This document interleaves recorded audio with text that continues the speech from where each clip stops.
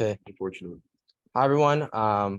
We're working on aiding hearing in a low cost manner. So if you've been following our project, this might come as a surprise, but we've pivoted from working with fabrics and materials and making it more sustainable to more of this side of things, because we figured it would give us more of a chance to work with our hands, which is something we like doing. And yeah, it's more of like a tangible solution that we could come up with given the scope of this class. So yep. Yep. Okay, so I'm going to talk a little bit about the problem being presented to us, which is hearing loss worldwide. So the first thing we're going to go over is sort of the types of hearing loss that you can have. So you've got like a sensorineural hearing loss, which mostly is a result of damage over time. So like loud noises, you go to concerts too often, don't put in earplugs. And you can feel the effects of these really suddenly. So a lot of people will talk about like being just kind of being at home or just being somewhere and suddenly experiencing a loss of hearing. That can be very frightening or shocking to a lot of people. You've also got conductive hearing loss, which is typically a physical impediment, and it's oftentimes reversible. For example, a buildup of wax in the ear can cause loss of hearing. It's got to be a lot of wax, but like I don't know, like if it's documented, it's happened. So there we go. And you can have mixed, which is a mix of these two other ones. So a couple statistics on hearing loss. Approximately 466 million people worldwide have some form of hearing loss. And in a lot of low-cost countries, there's probably more people than not who just do not have access to hearing aids, despite whether they're low cost or not. And this is something we actually talked to. This is actually something we talked to someone about. So we actually talked to Jason here, who runs who's the founder of an organization called like 3DP for Me, which is a US-based organization, but they're headquartered, or they're operating in the Middle East, and they are there to actually provide low cost. They're doing something similar to what we want to do, which is to provide low cost hearing aids to people in need. And the problem that he described to us was that like oftentimes hearing, like the cheapness of hearing aids isn't necessarily the issue. It's that hearing aids aren't actually covered by insurance. So like, for example, I think he told us the UK government buys hearing aids, or at least electronics for hearing aids, in bulk for about like $100 per unit, which is like, which I personally thought wasn't that cheap, but you know, whatever. And then there's also a lack of a problem with the lack of audiologists in countries in need. Yeah, so just looking at the current solutions of hearing aids, you can see from this diagram, there are three major components: the microphone, the amplifier, and the speaker. And they all have different functions, obviously, and they rely on electronics. So here's the around the ear version. You can have the version that we saw in the earlier slide, where it's just the little bulb, but then there's also the around the ear version that's more tightly secured to your ear. And looking at the market research, hearing aids could range from $55 to $5,000. And these costs can depend on the tech that's involved in it, the services that are provided, such as like ear molding, and various other factors that make it expensive.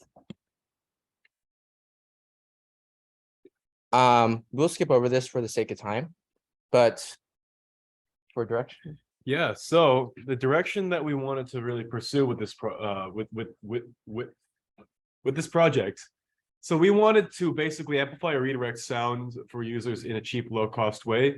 I do realize it says amplify here. I think amplification is a little bit optional, but essentially the big things we wanted to do were to use cheaper production methods. We wanted to like remove electronics in the picture, and we wanted to like sort of if possible be a little more covert with the design of the hearing aid itself.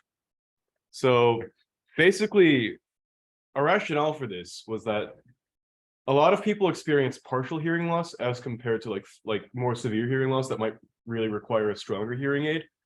And so we kind of thought like, hey, is there something we can do for like cheaper hearing aids to like aid just like a larger, or like a relatively large spread of people, possibly not the whole thing. And the way we want to do this is sort of by removing electronics out of the hearing aid equation.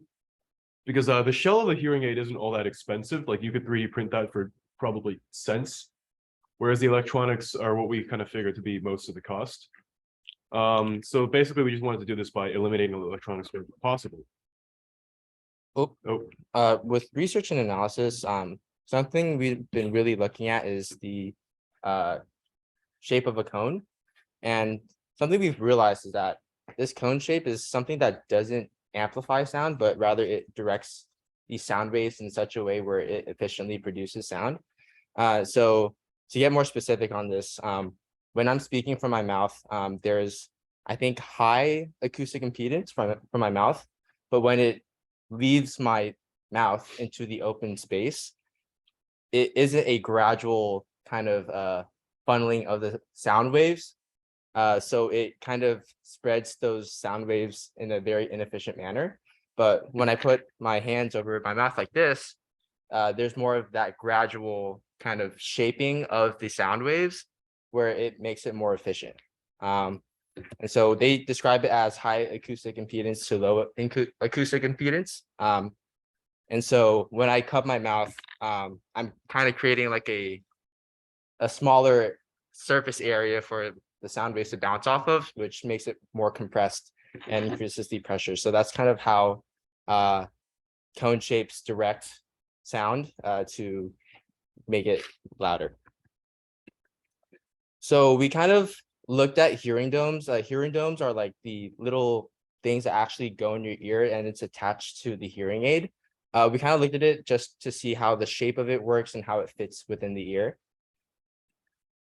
we also looked at bone conductors, which is like I feel like it's probably a newer form of hearing aid, but basically the way this works is that you're going to try to send vibrations directly into the bones in your skull to like reach your eardrum, and like there's a little bone behind the eardrum that also carries the vibrations to your brain.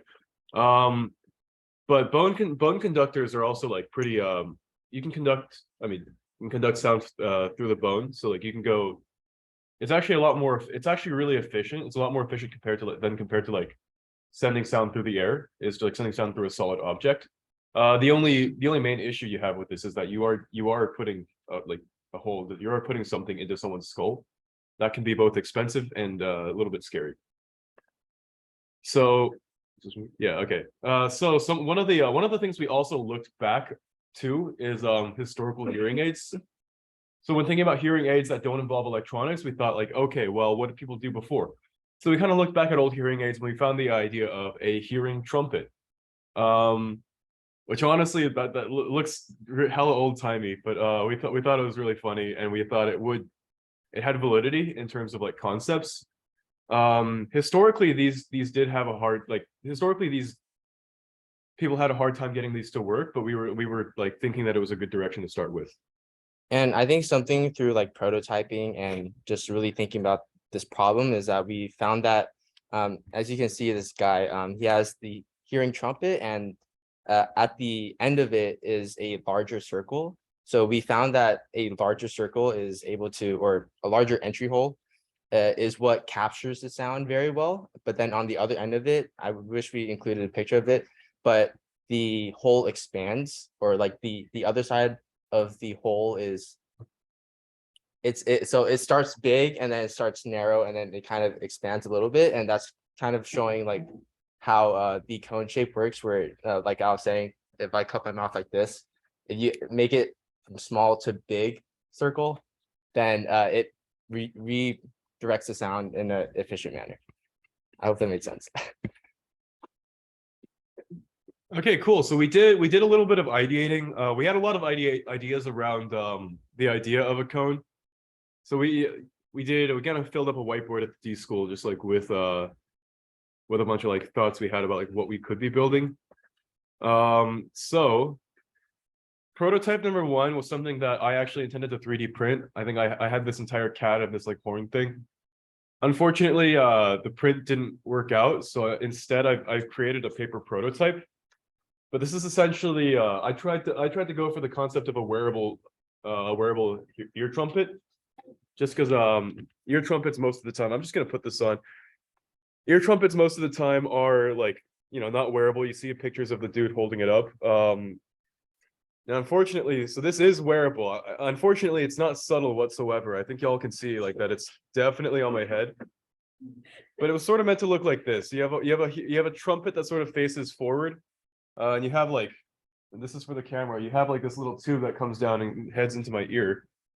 Now, unfortunately, the paper version doesn't work. I intended to make this out of PVA and or like silicone, but that's okay because I think this is like the basic shape. This is sort of the concept of what I wanted to model here. Second prototype is a little more covert. So I 3D printed it right here. Here it is. Yeah, I can show the camera if you want to like talk. Okay, yeah. So I try to get that concept of like, if you see the smaller end of it, like that, if you look at the left, the top over here is supposed to enter your ear, and then the bottom is what captures the sound. And so yeah, I was trying to go for that. The bigger hole is what captures the sound, and then you put it through that funnel, and then it expands.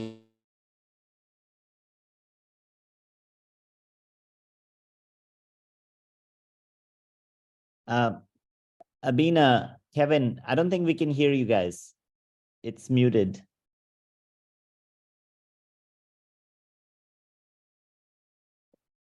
You're just muted.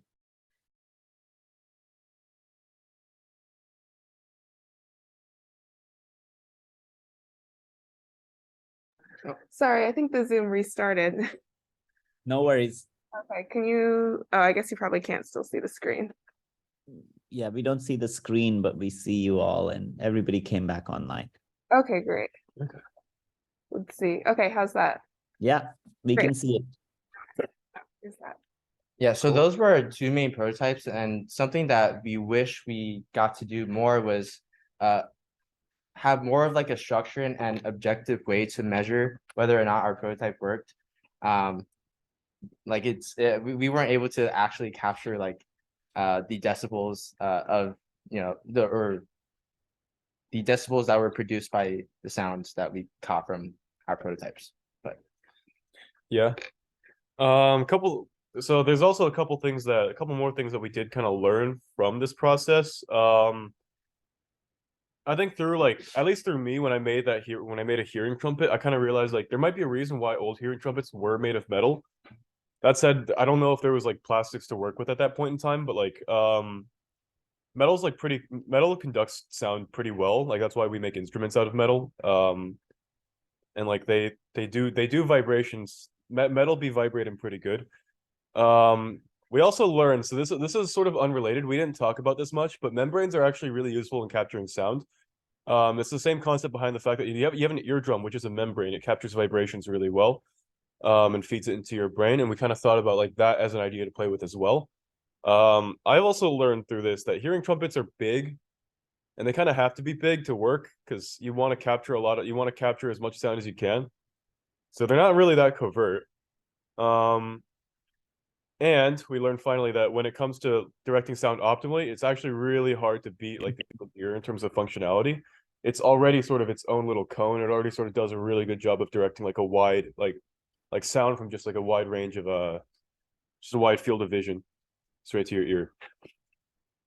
So something that we kind of want to move forward, or like things that we still want to do with this project are, for example, like how would a plastic like 3D printed prototype of like say this hearing trumpet function? Like would it work as intended, or would I want to be looking at different materials, maybe less cheap materials, which would be against the point?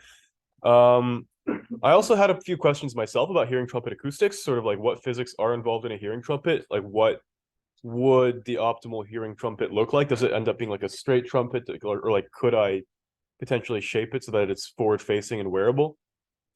Something that we also kind of were thinking about were like methods to like have cheaper electronics, cheaper sound amplifiers for currently available hearing aids in case these solutions don't work out or just aren't powerful enough to actually help people with partial hearing loss.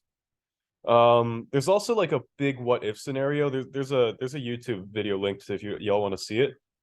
But there's a big if we had on like bone conductors, and like would it be possible to like capture sound through some kind of like big membrane type of hearing aid and have that like being sent straight into your skull to your ears using bone conduction. We thought that might have been pretty interesting. But yeah. Overall, yeah, I think we're over. But yeah, thank y'all for listening. Really appreciate it. That was fantastic. A very interesting pivot, actually. I'm quite surprised, but also delighted in the way you guys thought about this problem. Questions, queries from folks? So just a couple things, like from a basic safety perspective, like your first design that you Supergiant thing, I just want to make sure that the ends of it is not always like always tapering, because that would like allow it to be able to penetrate deep and can potentially cause damage to the eardrums if there is some accident. And for your second design, that's the tiny one, just make sure that you have the way to retrieve it, you know, because it's very, for this kind of like very tiny object with nothing projected outward, it's very common to that people end up have to go to ENT doctor to take it out. Yeah. So these are the basic safety aspect of it. And regarding the more practical aspect, like I would feel like, because if you look at the physiology of hearing, majority the external ear canal only accounts for a very small portion of the sound amplification. Majority of it comes from the middle ear because of the impedance matching.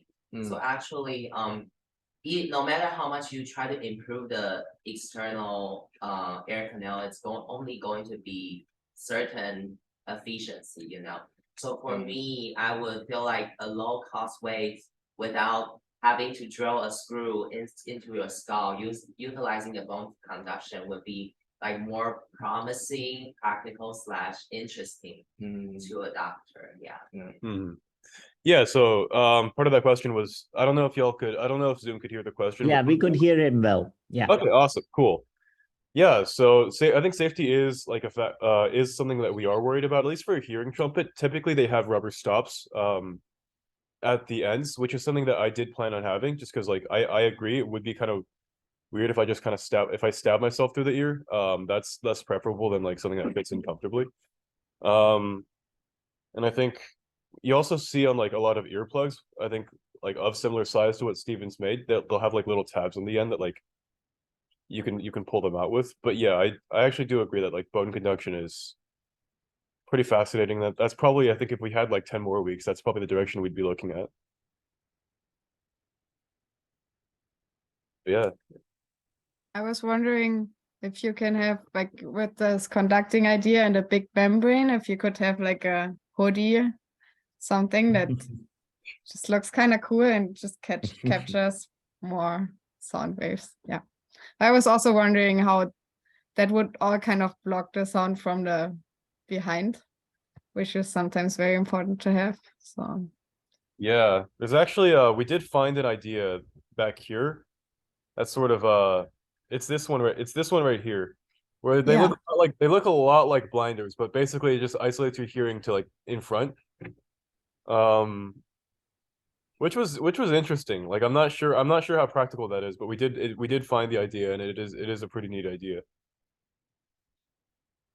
Yeah, you know, I think what I love about this space is in the early days, much of this was made with very little computational modeling being accessible. Now there is an almost from a sound perspective, arbitrary amount of modeling that can be done. And, you know, evolutionarily, the shapes of ears and things, they are incredibly complex. And so I like the comment that you made about maybe the time of these ideas, we have to rethink them again, because A, computational modeling is accessible, and B, new materials and arbitrary heterogeneous materials are accessible. So overall, and then I think, you know, going back to this framework of dividing up in the Fermi's problem, you already mentioned this in the beginning, there are many types of hearing losses, and dividing up to say what population falls in which groups. So even if it supports 10% of that group, it's still very valuable from a context of people being served, because this seems like a very large space. Mm. And I think I do like the idea of staying in the passive domain, because there's a lot of activity in the electronic domain, and it just they have kind of stalled out at some point, and just the way the insurance works is a big issue. Okay, I think we're going to be running out of time. This was fantastic. One of the threads to do would be is we should have some funky hats or something for, you guys should make more prototypes for sure. Definitely print some of the things that you've already designed. Yeah, Sounds for good. sure. Thank you. Thank you so much.